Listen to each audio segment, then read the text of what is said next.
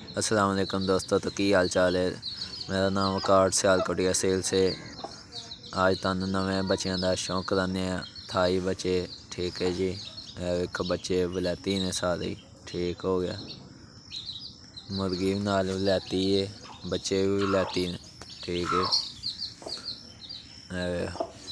नवे बच्चे ने कल दे निकले ने। ठीक है जी, तो इन्होंने चौल ते गोद वाला पानी देई दा।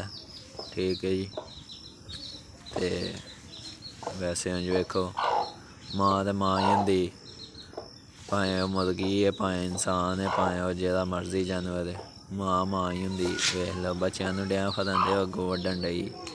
वेख लो,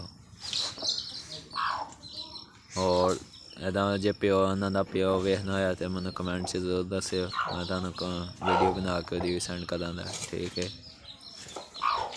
और चेक करो, शौक करो अपने न्यू बच्चे कल दे निकले ने। ठीक है जी, ओके, अल्लाह हाफिज़।